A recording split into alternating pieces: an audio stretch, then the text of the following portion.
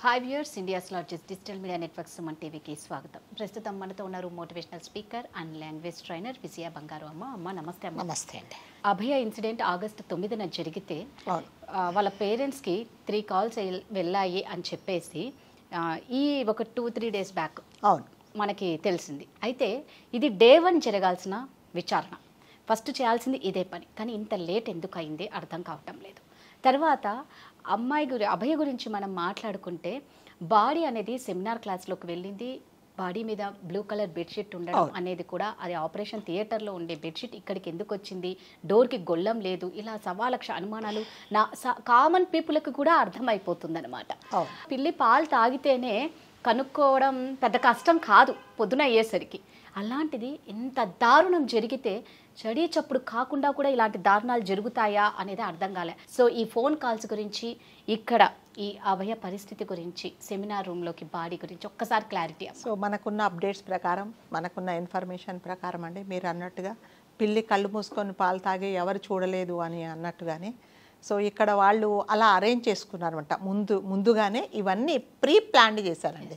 ఈ pre plan చేసే ఇది చేశారే తప్ప ఒక్కరు ఇది చేసింది కాదు. దీని వెనక ఎప్పటి నుంచో ప్లాన్ చేసుకొని సో తను ఎదురు తిరిగినందుకు, అక్కడ జరిగే అక్రమాల గురించి తన గొంతెత్తి నేను అందరికీ చెప్తాను అన్నందుకే ఈమె మీద ఎలాగైనా రివెంజ్ తీసుకోవాలి, ఎలాగైనా ఈమెను అంతమొందిస్తే మిగతా వాళ్ళందరూ ఎవరు మాట్లాడరు అనే ఉద్దేశంతోనే ఈ అమ్మాయిని ప్రీ ప్లాన్డ్గానే అఘాయిత్యం చేసి మర్డర్ చేశారే తప్ప వేరే ఒక్కరు చేసిన పని కాదండి. ఈ సంఘటన జరిగినప్పుడు చాలా మటుకు అంటే మనకు తెలిసిన ఇన్ఫర్మేషన్ ప్రకారం బయట కూడా ఎవరో కాపలా ఉన్నారండి. ఎందుకంటే అంత ఘోరంగా వాళ్ళు కొట్టి ఆమెను చేస్తున్నప్పుడు ఒక అరుపు అరవకుండా ఉంటుంది అనేది అది మనుషులు చేసే ఇది కాదు కదండి. సో ఇదంతా వీటన్నిటికీ ఏంటంటే కంపల్సరీగా రాజకీయ కుట్ర అండి ఇదంతా. వీళ్ళ సపోర్ట్తోనే వీళ్ళందరూ ఇది చేశారే తప్ప ఒక్కరు చేసినది మళ్ళీ చెప్పడం ఏంటంటే దాదాపు 7-8 మంది ఇందులో ఇన్వాల్వ్ అయ్యి ఉన్నారు. అందుకనే వాడు అంత ఇదిగా ధైర్యంగా నేనే చేశాను అని చెప్పుకుంటున్నాడు అనమాట. సో అది జరిగిన సంఘటన జరగగానే పేరెంట్స్కి ఫస్ట్ ఒక ఫోన్ కాల్ పోయింది. ఏమని పోయిందంటే మీ అమ్మాయికి ఒంట్లో బాగాలేదు అని పోయింది.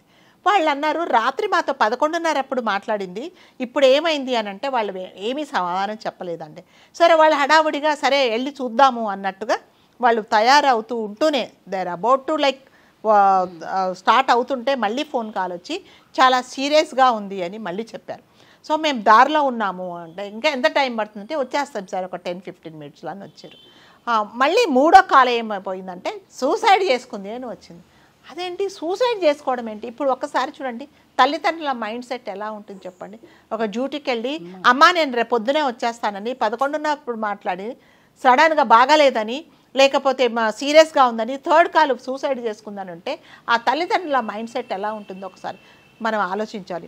సో ఇంత జరిగినా కూడా ఇది ఎవరు చేశారు అనేది ఒకసారి మనకు ఇన్ఫర్మేషన్ ఒకసారి మనకి చెప్తారు.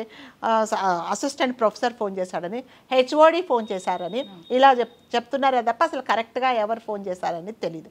సో వాళ్ళు వచ్చేటప్పటికే జరగరాని ఘోరం జరిగిపోయిందండి. సో వాళ్ళ దురదృష్టం కొద్దీ కనీసం ఆ బాడీని కూడా వెంటనే వాళ్ళు చూడడానికి కూడా అలౌ చేయలేదు. 3 గంటల తర్వాత అలౌ చేశారు. సో ఈ అమ్మాయి ఆ రోజు డ్యూటీ చేసుకొని రెస్ట్ తీసుకుంటూ ఉంటే యాక్చువల్గా జరిగింది మన 3rd ఫ్లోర్లో జరిగిందండి. ఆ ఘోరంగా ఆమెను అఘాయిత్యం చేసి చంపేసిన తర్వాత ఏమైందంటే ఇంకా పొద్దున్నే వెళ్ళిపోయారు. పొద్దున్నే సెక్యూరిటీ వాళ్ళు ఎవరో చూసి ఇలా జరిగిందని చెప్పేసి వేరే వాళ్ళకి చెప్తే అందరు ఒకరికొకరు చూసారు. అప్పటికి కూడా వెంటనే అందరూ ఏం చేశారంటే అక్కడ ఉండే వాళ్ళు తీసుకెళ్ళి ఎమర్జెన్సీ వార్డుకి తీసుకెళ్ళిన తర్వాత మీరు అన్నట్టుగానే ఇది అందరూ కలిసి కొంతమంది కుట్ర చేసింది పన్నింది కాబట్టి ఎమర్జెన్సీ వార్డులో ఆ అమ్మాయికి సరి అయిన ట్రీట్మెంట్ ఇవ్వలేదు. రేపు ఒకవేళ మనం ట్రీట్మెంట్ ఇస్తే బతుకుతే అందరి పేర్లు ఎక్కడ బయటకు వస్తాయో అని చెప్పేసి ఆమెను చనిపోయేలాగా చేశారంతే, ట్రీట్మెంట్ ఇవ్వకుండా. చనిపోయిన తర్వాత ఏం చేశారంటే మీరు అన్నట్టుగా ఆ బ్లూ బెడ్షీట్ కప్పేసి 3rd ఫ్లోర్లో ఇన్సిడెంట్ జరిగితే 4th ఫ్లోర్కి తీసుకెళ్ళి ఈ అమ్మాయిని అక్కడ వదిలేశారనమాట. సో అసలు జరిగింది అది. అందుకనే బాడీ మీద బ్లూ బెడ్షీట్ ఎలా వచ్చిందంటే థియేటర్లో ఉండాల్సిన బెడ్షీట్స్ మామూలుగా ఒక గ్రీన్ కలరు బ్లూ కలరు వాళ్ళ దగ్గర ఉండే ఉంటుంది. సో మరి నిజంగా 3rd ఫ్లోర్లో జరిగి ఆమె మీద అలాంటిది జరిగినప్పుడు ఆ బెడ్షీట్ ఎవరు తీసుకొచ్చి కప్పుతారండి? ఎవరు కప్పరు కదా. ఇదంతా అలా అక్కడ జరిగిందే. సో చాలా అన్యాయం జరిగింది. సో దీనికి అందరికీ కారణం ఏంటంటే మళ్ళీ చెప్పుకోవడం, ఇదంతా రాజకీయ నాయకులు కొంతమంది సపోర్ట్ చేయబట్టి మాత్రమే ఇది జరిగిందండి. సో తర్వాత అతన్ని మనకు సీసీ ఫుటేజ్లో క్లియర్గా అతను పైకి వెళ్తున్నది కూడా కనిపించింది. అతన్ని అడిగినప్పుడు నేనే చేశానని చెప్పాడు. చేశానని చెప్పిన తర్వాత మళ్ళీ ఏం చెప్పాడంటే నేను చేయలేదు అని చెప్పాడనమాట కన్నీళ్లతో. ఫస్ట్ ఎందుకు అలా చెప్పావు అంటే నన్ను పోలీసు వాళ్ళు భయపెట్టారు, అందుకని నేను చెప్పాల్సి వచ్చింది అని చెప్పాడు. 2 సార్లు అతనికి టెస్ట్ చేసినా కూడా లై డిటెక్టర్ పెట్టినా కూడా అతను ఒకటే చెప్తున్నాడు, నన్ను ఎవరో ఇరికించారు, నన్ను ఫ్రేమ్ చేశారు, నా సంబంధం లేదు అని నేను చాలా క్లీన్ అన్నట్టు అతను చెప్పాడనమాట. సో ఇంత జరిగినా కూడా ఒక స్త్రీగా, ఒక సాటి మహిళగా అయ్యో ఈ అమ్మాయికి అన్యాయం జరిగిందే అని సపోర్ట్ చేసి తనకు తను బాధ్యత తీసుకొని నేనున్నాను అని చెప్పకపోగా ఒక మహిళా మంత్రి, సీఎం, చీఫ్ మినిస్టర్ ఏమాత్రం సపోర్ట్ చేయకుండా నా బాధ్యత లేదని మన ప్రైమ్ మినిస్టర్ గారికి ఒక లెటర్ రాశారు, మీదే బాధ్యత మాదేమీ లేదని. మళ్ళీ ఇది రీసెంట్గా ఏం రాశారంటే మీరు తొందరగా ఈ సమస్యను పరిష్కరించకపోతే ఇక్కడ జరిగే అల్లర్లు పక్క రాష్ట్రాలకు కూడా వెళ్తాయని, అంటే పక్క రాష్ట్రాల వాళ్ళు కూడా చెయ్యండి అని ఇండైరెక్ట్గా ఆవిడ చెప్తున్నారనమాట. సో అక్కడ అసలు నీ power everything is in your hand, నువ్వు చేయాల్సింది పోయి వేరే వాళ్ళ దానికి ప్రైమ్ మినిస్టర్ గారికి చెప్పారు. ఒక స్త్రీగా ఏం చేయాలంటే ఇలాంటిది జరిగినప్పుడు తల్లిదండ్రుల దగ్గరికి వెళ్ళి కంపల్సరీగా కలవాలి. అలా చేయకపోగా వీళ్ళందరూ స్టూడెంట్స్ ఎవరైతే ఈమె తరపున ధర్నా చేస్తున్నారో, నిరసన వ్యక్తం చేస్తున్నారో వాళ్ళందరూ రాజకీయ గూండాలు అని ఆవిడ ఇచ్చేశారు. వాళ్ళను వీళ్ళు ఎవరో సప్పటితోనే ఇవన్నీ చేస్తున్నారు అన్నప్పుడు ఈ అమ్మాయి తల్లికి తెలిసి ఆ అమ్మాయి చాలా బాధపడింది. నా కూతుర్ను పోగొట్టుకున్న బాధ, నా కడుపు కోత మీకు తెలియదు. సో మీకు కూడా ఒక ఫ్యామిలీ ఉంటే అది తెలిసేది. మీకు పిల్లలు లేరు, మీకు అట్లాంటి బంధాలు అలాంటివి ఏం లేదు, కడుపు తీపి అంటే ఎలా ఉంటుందో తెలీదు. ఇవాళ నా కూతురు నా దగ్గర లేకపోవచ్చు, ఇక్కడ ఉండే వేల కొద్ది లక్షల మంది ఎవరైతే నా కోసం, మా ఫ్యామిలీ కోసం, మా అమ్మాయి కోసం ఇంత ఇదిగా సపోర్ట్ చేసిన వాళ్ళందరూ నా పిల్లలే ఆమె అని చాలా కన్నీటితో చెప్పింది. సో అట్లాగే మన రాష్ట్రపతి గారు ఒక మహిళగా ఇది జరిగినప్పుడు చాలా బాధతో ఇలాంటిది జరుగుతూ ఉన్నాయి, ఆడవాళ్లకు రక్షణ లేదా అని, ఇంకా మగవాళ్ళు మీరు జాగ్రత్తగా ఉండండి, కొత్త చట్టాలు వస్తాయి, సో మీ మైండ్ సెట్ మారకపోతే మీరు చాలా ప్రాబ్లమ్స్ మీరు ఫేస్ చేయాల్సి వస్తుంది అన్నారు. సో మన అందరికీ ఏంటంటే ఆవిడ కూడా స్త్రీనే, ఈమె కూడా మహిళే. సో కానీ వీళ్ళిద్దరి మధ్యలో చూడండి తేడా ఎంతగా ఉందో. సో ఈవిడ ఎలా రెస్పాండ్ అయింది, ఈమె మేడం తను రాష్ట్రపతి గారు ఎలా రెస్పాండ్ అయ్యారో మనకు తెలిసిపోతుంది అనమాట. సో రాజకీయ గూండాలు అని అంటే ఎవరు మాత్రం ఊరుకుంటారండి? ఊరుకోరు కదా. సో వీళ్ళు ఏమంటున్నారంటే పేరెంట్స్, మేము మా అమ్మాయిని చూడడానికి వెళ్తేనే మాకు 2-3 గంటలు వెయిట్ చేయిస్తారు ఎప్పుడైనా హాస్పిటల్కి వెళ్ళి మరి అలాంటిది ఎవరో అవుట్ సైడరు 3వ 4వ ఫ్లోర్లో పడుకుందేని మా అమ్మాయి దగ్గరికి ఎలా వెళ్ళాడు అని అడుగుతున్నారు అన్నమాట వాళ్ళు. సో అంటే అదంతా ఏంటండి, ఇక్కడ ఇతనికి ఎందుకు అంత ఫ్రీ యాక్సెస్? బికాస్ ఆఫ్ కొంతమంది సపోర్ట్ చేయబడుతుంది. ఇంకొకటి వీడు ఎవరైతే సంజయ్ రాయ్ అని ఉన్నాడో అతను వాడే bike police commissioner of Calcutta పేరు మీద ఉందన్నమాట. సో దీన్ని బట్టి ఎంత సపోర్ట్ ఉందో అతనికి తెలుస్తుందన్నమాట. సో ఇదంతా ఏంటంటే ఎప్పుడైనానండి ఇలాంటివి జరిగినప్పుడు రాజకీయంగా సపోర్ట్ లేకపోతే వీళ్ళు అసలు ఫస్ట్ చేయరండి.